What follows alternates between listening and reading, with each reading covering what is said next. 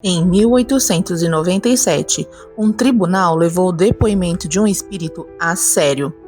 Vem comigo até o final que eu vou te explicar essa história tintim por tintim. Imagine o cenário.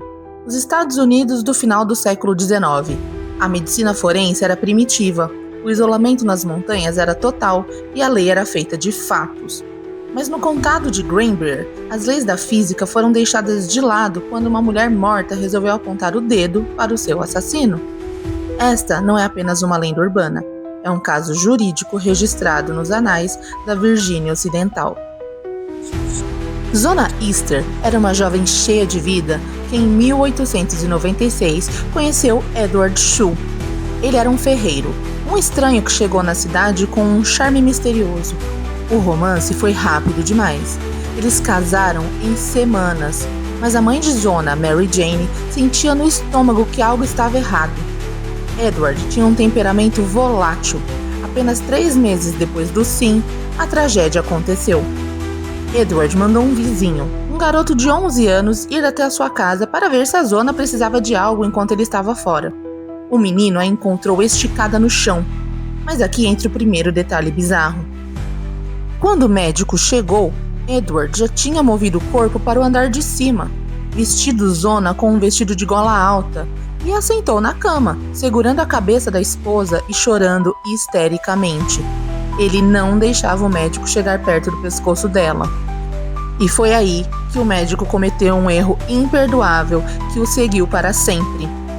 Ignorando a sua intuição e a sua obrigação de examinar a vítima, ele constatou oficialmente que Zona foi vítima de parada cardíaca só para sair logo daquela cena desconfortável. Durante o velório na casa da mãe de Zona, Edward agiu de forma que ninguém esqueceu. Ele não saía do lado do caixão. Ele também colocou um lenço grande amarrado no pescoço da vítima, alegando que aquele era o seu lenço favorito. E mais, colocou um lençol dobrado de cada lado da cabeça para mantê-la rígida.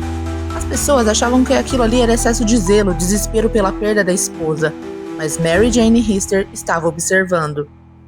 Ela pegou o lençol que estava no caixão e tentou lavá-lo. A lenda diz que ao mergulhar o tecido na água, ela ficou vermelha, mas o lençol continuou sujo. Mary Jane interpretou isso como um sinal. Ela então começou a rezar, pedindo que Zona voltasse para contar a verdade. E, meus amigos, a sua oração foi atendida. Por 4 noites seguidas, Mary Jane relatou que o quarto ficava gelado e Zona aparecia em sua frente. Não era uma luz branca genérica, era a própria filha, como se ela estivesse viva. O espírito então descreveu o ataque. Edward teria tido um surto de fúria porque ela não tinha preparado carne para o jantar. Segundo o relato que veio do além, Edward agarrou Zona com tanta força que ele quebrou seu pescoço na altura da primeira vértebra. Desesperada, Mary Jane procurou o promotor John Preston. Imaginem a cara dele ouvindo que uma morta deu um depoimento para a própria mãe. Mas a Mary Jane não parecia louca. Ela tinha detalhes que uma pessoa que não estava na cena não poderia conhecer. Preston, então, movido pela pulga atrás da orelha, começou a investigar o passado de Edward. E o que ele achou foi um rastro de sangue. O homem já tinha sido casado 2 vezes. A primeira esposa morreu caída e a outra foi atingida por um tijolo na cabeça.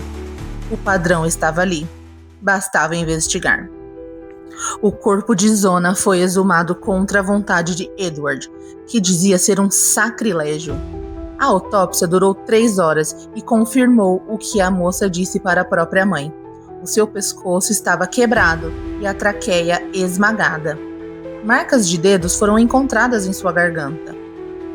No julgamento, o advogado de Edward tentou dar uma despertinho.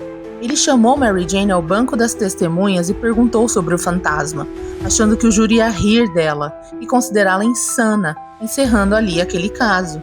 Mas ela manteve a calma. Narrou as aparições com tanta convicção e dignidade que o júri ficou hipnotizado. No fim, a ciência da autópsia provou que o espírito estava certo, e Edward foi condenado em um julgamento que durou apenas 70 minutos. Ele morreu na prisão 3 anos depois, sozinho. Zona Hester Shue não foi apenas uma vítima, Ela se tornou uma lenda da justiça.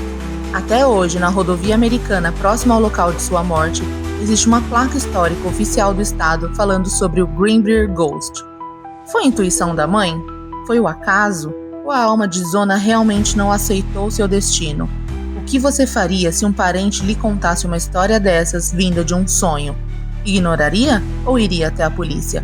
Comenta aqui embaixo, porque esse caso é um dos mais fascinantes da história criminal.